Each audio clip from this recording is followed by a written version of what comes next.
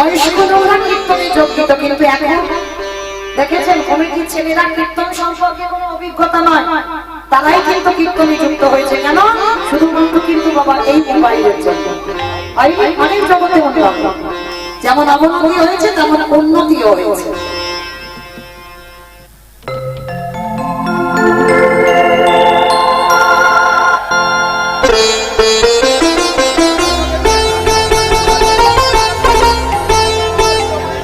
নিতাই গৌর কৃষ্ণ প্রেমানন্দ। হরি বল, হরি বল, হরি বল।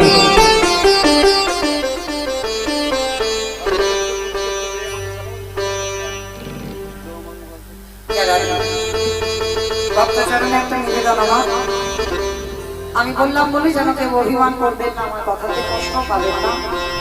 যারা যারা কিছু দেবেন, দান করবেন, কীর্তনের শেষে আপনাদের জন্য একটু দাঁড়াবো, কিন্তু কীর্তন চলাকালীন কেউ হরিবাসনে আসবেন না, এইটুকু আপনাদের চরণে নিবেদন। আমি বললাম বলে যেন কেউ অভিমান করবেন না আমার কথা, কারণ বারে বারে যদি আসেন তাহলে কীর্তনে ব্যাঘাত হবে, অন্যান্য ভক্তদের কষ্ট হবে, সেটাকে বাবা আমাদের নাম অপরাধের মধ্যে আমরা পড়ে যাবো। ওই জন্য কথাটা বললাম, কীর্তনের শেষে আসবেন, কীর্তন চলাকালীন কেউ আসবেন না। নিতাই গৌর কৃষ্ণ প্রেমানন্দ। হরি বল, হরি বল, হরি বল। যুধিষ্ঠির মহারাজ করেছিল রাজস্বই যজ্ঞ। যেমন ধরুন বাবা, আমার এই নিতাই গৌর দুই ভাই এই যে যজ্ঞ অনুষ্ঠানটা করছে, ভালো করে ভেবে দেখেন তো বাবা, হয়তো ব্যক্তিগত কীর্তন একাই করছে, কিন্তু সম্ভব নেই, কোনদিন সম্ভব একা করা না। অনেকে সহযোগিতা লাগে, আত্মীয় স্বজন, বন্ধু বান্ধব, আশেপাশে যারা বান্ধবরা আছে, গ্রাম প্রতিবেশী, সবাইকে আগে আসতে হবে। আর যদি আগে আসে তবে একটা যজ্ঞ অনুষ্ঠানটা করা যায়। তাহলে যুধিষ্ঠির মহারাজ করলো রাজস্বই যজ্ঞ, সেই যজ্ঞে বাবা ভগবান কৃষ্ণ সবাইকে দায়িত্ব দিয়েছিল। আর যুধিষ্ঠির দাদা বলেছিল, কৃষ্ণ কৃষ্ণ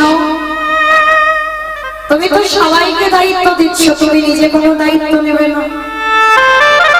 ভগবান আমার একটু মুচিয়ে এসে বলেছিল, দাদা আমি সবাইকে কাজ দিয়েছি, দায়িত্ব দিয়েছি, আমিও নিয়েছি দুটো কাজ। সে কি, সবাইকে তুমি একটা করে কাজ দিয়েছ আর তুমি তোমার বেলা দুটো কাজ। আচ্ছা কৃষ্ণ কি কাজ দিয়েছে বলে জানো দাদা? আমার প্রথম কর্মটা হলে এই রাজস্বই যজ্ঞে যত যত সাধুগুরু ব্রাহ্মণ বৈষ্ণব আসবে, যত যত ভক্ত আসবে, আমি কৃষ্ণ দয়াময় হয়ে সবার প্রথমে আমার কর্ম হবে নিজের হাতে আমি তাদের চরণ যুগল ধন্য করি। চমকে উঠেছে যুধিষ্ঠির দাদা, অসম্ভব, কৃষ্ণ কে কোথাকার জাত আসবে, কে কোন মানুষ আসবে, তাদের জাতের ঠিক নেই, আর যারা যারা আসবে তুই প্রত্যেকের পা ধোকাবি বলে। হ্যাঁ দাদা, এটা হবে আমার প্রথম কাজ।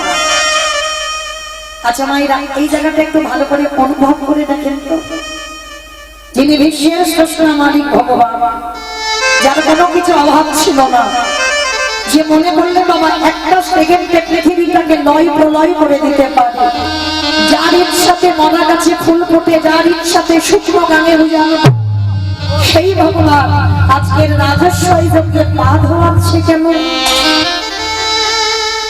মহাপ্রভুর একটা শিক্ষা আছে বাবা, নিজে আচরি ধর্ম জীবেরই শিখায়, নিজে না করলে ধর্ম জীবকে শেখানো না যায়। এই যে কথাটা বাবা আমরা মোটামুটি প্রায় সব কীর্তনিয়া বলবো, দেখবেন সব কীর্তনিয়ারা বলে নিজে আচরি ধর্ম জীবেরই শিখায়, নিজে না করলে ধর্ম জীবকে শেখানো না যায়। মানে আগে আমাদের আচরণ ঠিক করতে হবে, তারপরে বাবা তুমি জীব শিক্ষার জায়গায় দাঁড়াও।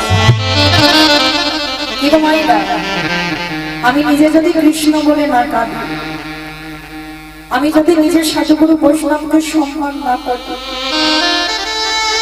আমি যদি স্বভাবটা নত ভাব না হয়, আমি যদি মানুষের সঙ্গে কথা বলবার আগে আমার চরিত্রটা, আমার স্বভাবটা যদি নত হতে না জানি, তাহলে কি বাবা আমার মুখ থেকে হরিকথা শুনে কারোর শিক্ষা হবে বলে মনে হয়? আগে নিজেকে ঠিক করতে হবে, তারপরে তোমার মুখে হরিকথা শুনে জীব শিক্ষা পাবে। যার জন্য বিশ্বের শ্রেষ্ঠ মালিক ভগবান পা ধোয়াচ্ছে কেন? শুধু আপনাদের আমাদের শিক্ষা দেবে বলে। ওরে কলির মানুষ, তোরাও যারা জগতে এই সনাতন ধর্মের মানুষ হয়ে এসেছে, তোদের প্রত্যেকটা মনুষ্য জীবনে কর্তব্য, বাড়িতে যদি সাধুগুরু বৈষ্ণব আসে সবার আগে নিজে ঘটিতে করে জল নিয়ে তাদের চরণ জীবন ধোয়া। বাবা, আগেকার দিনের নিয়মগুলো মা ঠাকুমারা মানত, আর এই আমাদের মতো মেয়েরা বাবা যত টিভি সিরিয়াল দেখে তাদের মতো আচরণ হয়ে যায়। কিন্তু না গো মা, এই অধম কীর্তনিয়া চরণ ধরে বলে যায়, বাড়িতে যদি গুরুদেব আসে, সাধুগুরু বৈষ্ণব আসে, চেষ্টা করবেন বাবা নিজের হাতে তাদের চরণ যুগল ধৌত করে। সাধুগুরু বৈষ্ণব গুরুদেব যদি বছরন্তর না পান, বাবা মা তো আছে, শ্বশুর শাশুড়ি তো আছে।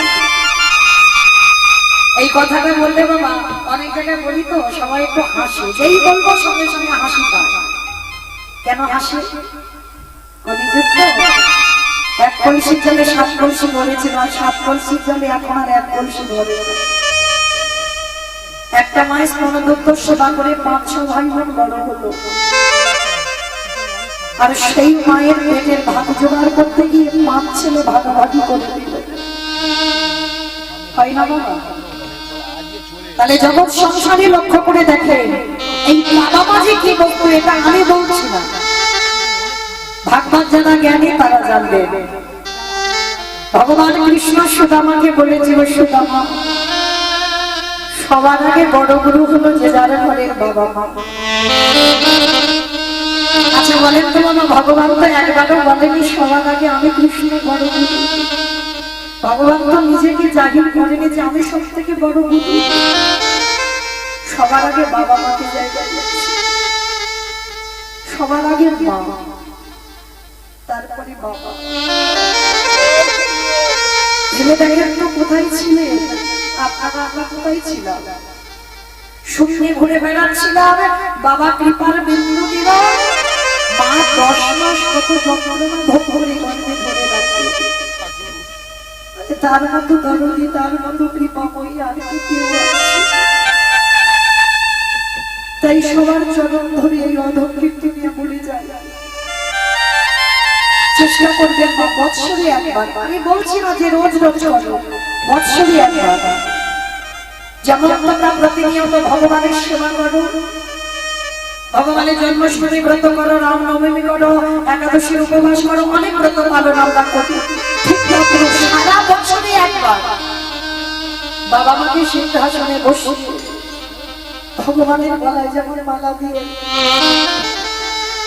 ওইবার বাবা মাকে বসিয়ে দুটো মালা দিয়ে নিজের হাতে চরণ ধৌত করে বৎসরে একবার বাবা মাকে নিজের হাতে একটু খাইয়ে দিও। কারণ ওই জায়গাটাই যদি তুমি নত হতে শিখো, বিপ্লবা যেতে হবে না, নবদ্বীপ যেতে হবে না, হরিদ্বার যেতে হবে না, কোথাও যেতে হবে না।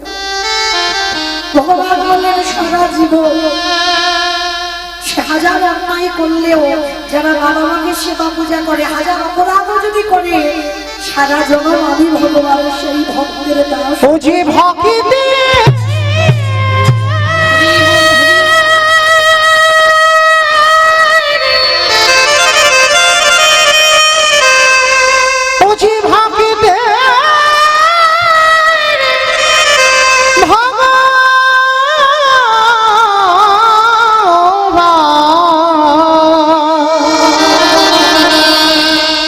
ভক্ত ছাড়া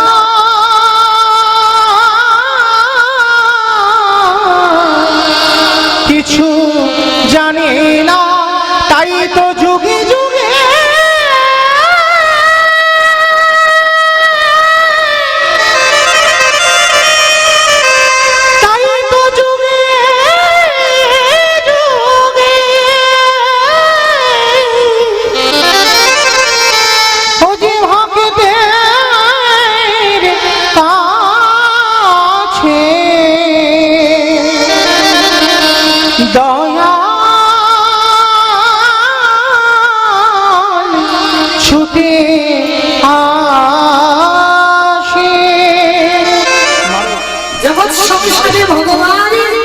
আজকের এসে দাঁড়িয়েছে কোথায়?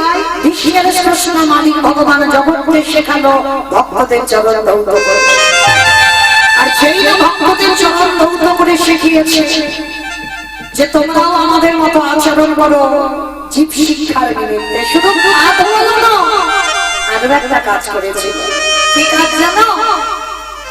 যারা যারা যজ্ঞে প্রসাদ পেয়েছিল কৃষ্ণ দয়াময় নিজের হাতে এঁঠো পাতাগুলো নর্দমায় ফেলেছে। অনেকে আছে বাবা এই ভক্তরা প্রসাদ পেলে এঁঠো পাতাটা ঘাটতে একটু ঘৃণা বোধ করে, আবার অনেকে বলে স্নান করতে হবে। ওই যে এঁঠো পাতাগুলো পরিষ্কার করেছি স্নান করতে হবে, তবে বাবা সবই কোনো ওই কেউ যদি অনুষ্ঠানে মাছ মাংস খেয়ে যায় ওই একটু ঘাটতে কোনো কাজ হবে না। তাহলে কোন উচ্ছিষ্ট যেখানে সাধুগুরু বৈষ্ণব, যেখানে ভক্ত মহাপ্রসাদ পায়, যেটা ভগবানের উদ্দেশ্যে নিবেদন করে সেই প্রসাদ, সেই প্রসাদের কৃষ্ণ বলেছে। শুধু ফেলেনি, আরো একটা কাজ করেছে। ভক্তরা প্রসাদ পাচ্ছে আর উচ্ছিষ্ট গুলো লেগে আছে, এঁঠোতে লেগে আছে, আর ওই উচ্ছিষ্ট তুলে নিয়ে কৃষ্ণ আমার সারা গায়ে মাখছে। আলাদা থেকে যুধিষ্ঠির দাদা দেখে বলেছিল, কৃষ্ণ এটা তুই কি করছিস? কে কোথাকার কোন জাতের মানুষ আসছে তার ঠিক ঠিকানা নেই, কে নিচু জাত কে উঁচু জাত, আর সবার পা ধোয়াচ্ছিস ঠিক আছে, সবার এত পাতা ফেলছিস ঠিক আছে, কিন্তু কৃষ্ণ আমি আড়ালে দেখলাম তুই আড়ালে গিয়ে এঠোগুলো সারা গায়ে মাখছিস কেন? এই নোংরাগুলো তুই কেন মাখছিস? ভগবান হেসে বলেছিল, দাদা এ তোমার কর্মফল। সে কি কৃষ্ণ তুই আমার পাপ করি না? সবাই পাপ করে, সবার বিচার আমি করি। আর বাবা যে বিচারকের জায়গায় বসে সে যদি অন্যায় করে, সে যদি পাপ করে, তাহলে তার বিচার করবে কে? ভগবান বললেন আমার বিচার কাউকে করতে লাগে না, আমার বিচার আমি নিজেই করি। সে কি কৃষ্ণ তুইও আমার পাপ করিস? কি আমার পাপ করেছিস কৃষ্ণ? মানে দাদা পাপটা তো আমি বাপারিতে করি না, পাপটা করেছিলাম ত্রেতা যুগে রঘুপতি রামচন্দ্রের অবতার। রাম অবতারে পাপ করেছিলিস? কি পাপ? বলে জানো দাদা আমি নিজের হাতে একটা মণিপুত্রকে হত্যা করেছি। মণিপুত্র সে কে? বলে বিশ্বের সবার বানিয়েছিল, যার নাম ছিল রাবণ রাজা। রাবণ রাজাকে নিজের হাতে হত্যা করেছিল রঘুপতি রামচন্দ্র অকাল বোধন দুর্গা পূজা করে। জানো তো যে দুর্গা ঠাকুর আপনারা দেখতে যান আশ্বিন মাসে, ওই দুর্গা পূজাটা করেছিল রঘুপতি রামচন্দ্র। কেন করেছিল? শুধু রাবণকে বধ করবার জন্য। আর ওই দুর্গা পূজাটা করেছিল রাবণ রাজা।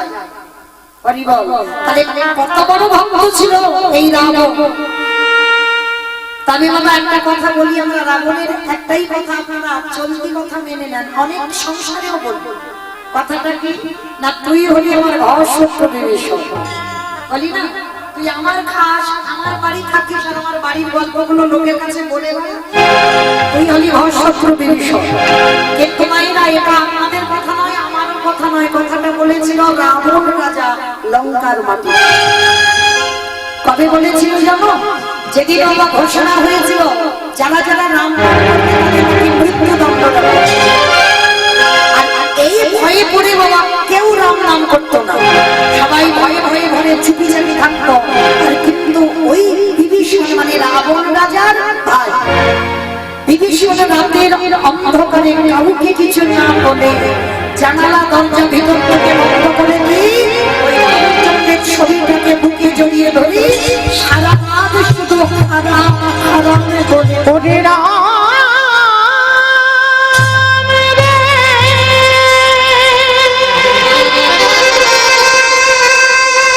একেবারে দেখা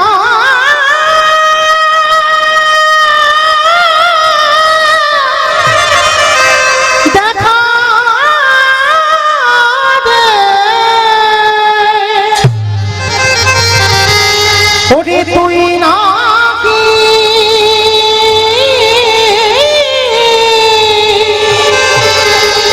ভক্তি ভগবান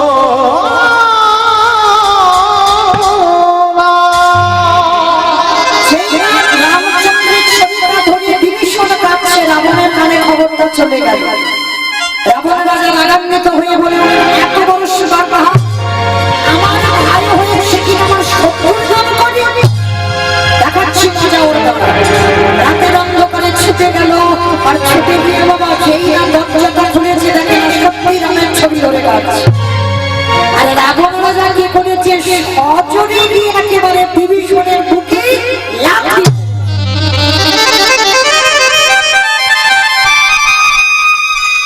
এই জায়গাটা একটু আস্বাদন করবেন বাবা। ভাই ভাই যদি কেউ থাকো, এই রাবণ আর বিভীষণের চরিত্রটা তাদের শোনা খুব দরকার, খুব প্রয়োজন। এগুলোই তো বাবা জীব শিক্ষা, এগুলো তো সমাজের শিক্ষা। এই যে গৌরমিতা, এরা তো ভাই, কীর্তনটা করছে। এ জগতে ভাই ভাই কেমন হই আমরা? ভাইয়ে ভাইয়ে লাঠালাঠি হয়, ভাইয়ে ভাইয়ে খুনোখুনি হয়, ভাইয়ে ভাইয়ে জায়গা জমিতে শিল পোতা হয় না? বেড়া দিয়ে দেওয়া হয়, এটা তোমার জায়গা, এটা আমার জায়গা, ভাই ভাই জায়গা ভাগাভাগি হচ্ছে।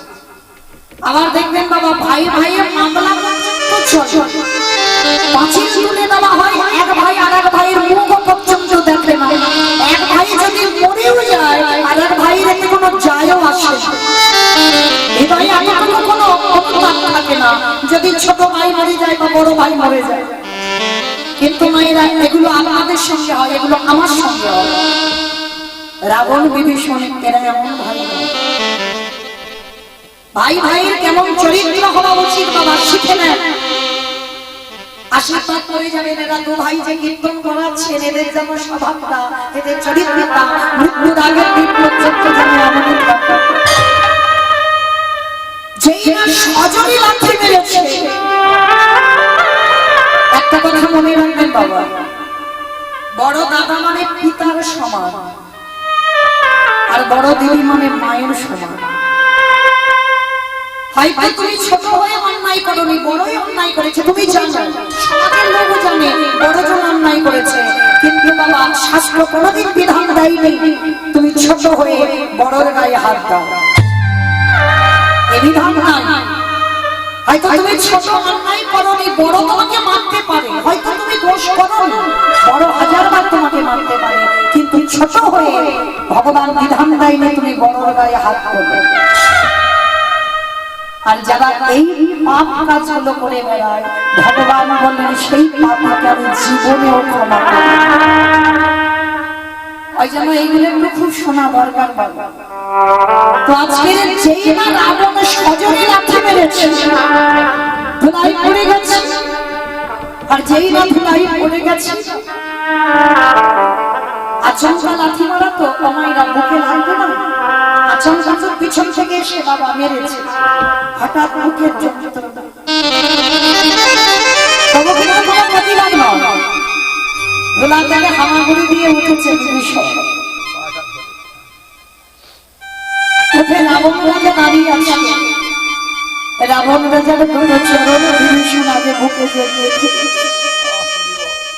দাদা, তুমি যেমন বুকে রাখো, তোমার এই দুটো চরণে ব্যথা লাগে দাদা গো।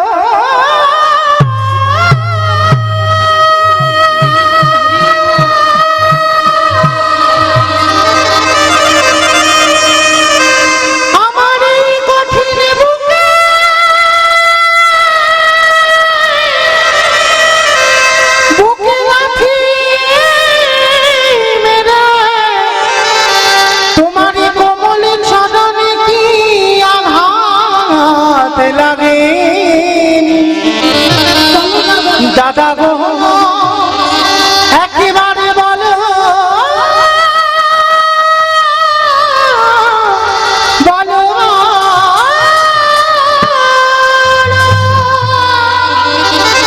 চরণ তো জড়িয়ে ধরে আছে, বলো না আমার বুকে লাথি মেরেছে, তোমার পায়ে ব্যথা করছে না? আবার লাথি মেরে ফেলে দিয়ে বললো, দূর হয়ে যা ঘরশত্রু বিভীষণ, আমার খাবে, আমার পড়বে, আমার সত্যর নাম জপ, এই রাতের অন্ধকারে আমার বাড়ি থেকে বেরিয়ে যাবে, কাল সকালবেলা উঠে যেন তোর মুখ আমার দেখতে না হয়। একটা লাথি মেরে ভাইকে বের করে দিয়েছে বাড়ি থেকে। কি গো মায়েরা, জগতে এমন ভাই আছে কেউ দেখাতে পারবে? এইরকম চরিত্রের ভাই ছিল রামায়ণে আমার ভরত ভাই। 14টা বছর রামের জীবন খরমরার সেবা করেছে। কেন? এই যে আমরা ভাই ভাই ঝগড়া করি না, জায়গা জমি শরৎ বলেছিল দাদা যে জায়গাটা তোমার জায়গা ও জায়গাতে তো আমি বসতে পারবো না। রামচন্দ্র নেই বলে বনবাসে ছিল বলে রামচন্দ্রের খড়মজোড়া সিংহাসনে রেখেছি। 14টা বছর খড়মের নিচে বসে রামচন্দ্রের খড়ম সেবা করেছি। যার জন্য তো আমার ভগবানের হৃদয় হয়ে গেল। আর সেই ভরত সুদামা হয়ে গেল। যেদিন বালক হয়ে গেল 14 বছর খড়ম সেবা করলো বলে ভগবান সুদামার চরণ ধৌত করে চরণ ধোয়া জল এত সিস্টেম হয়ে আছে বাবা। কারণ ওদিকে রেখেছিল যেমন করে ভগবান সেই পাপটা খণ্ডন করেছে, ওই জন্য ভক্তের চরণ ধোয়া জল পান করেছে। তাহলে এদের বলে ভাই, আমরা পার্থিব জগতে এগুলো ভাই বোন নয়, আমরা কেউ ভাই বোন নয়। ভাই ভাই যদি হবে তাদের চরিত্র তাদের স্বভাব এমন হওয়া উচিত। তা যেই না লাঠি মেরেছে বিভীষণ বলে উঠল ঠিক আছে বাবা চলে যাচ্ছে। শতবার ডাকলেও তোমার চরণে আমার নয়ন আর মিলবে না। যা যা যা যা যা সাপ খুলে কেউ নেই সবার বলে চলে যায়। জানি কোথায় আমার লঙ্কায় আসতে হবে। একটা লাঠি খেয়ে বেরিয়ে গেল ঘর থেকে রাত্রিবেলা। আচ্ছা বলো তো, মাঝে মাঝে আমাদের ছেলে মেয়েরা খুব অন্যায় করে না? হয়তো ছেলে মেয়ে বড় হয়ে গেছে এমন অন্যায় করলো বাবা মা চর্চা করে বসিয়ে দিল।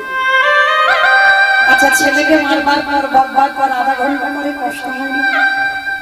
সত্যি করে বলবেন কষ্ট হয়? এই সন্তান এমন একটা জিনিস না, যে বাবা মা মারে সেই বাবা মা আধা ঘন্টা পরে আমার আদর করে। এই বাবা ছেলের সম্পর্কটা কেমন জানো? একটুখানি বলবো জানো, আজকের বাবাকে বলছে ছোট্ট একটা ছেলে, ও বাবা বাবা তুমি বাজারে যাচ্ছ তো আমার জন্য একটা পার্লেজি বিস্কুট এনে দিও। ছোট্ট ছেলে তো বাইরে করেছে আমার জন্য একটা বিস্কুট এনে দিও। আর বাবা সমস্ত বাজার করে ছেলের জন্য একটা 5 টাকা দামের বিস্কুট এনেছে। ছেলেটার হাতে বিস্কুটটা দিয়েছি, তার ছেলেটার প্যাকেটটা ছেড়ে বিস্কুটটা দাঁড়িয়ে দাঁড়িয়ে খাচ্ছে। তার বাবা ছেলেটার কাছে গিয়ে বলছে এই বাবা খোকা একটা বিস্কুট দে না বাবা।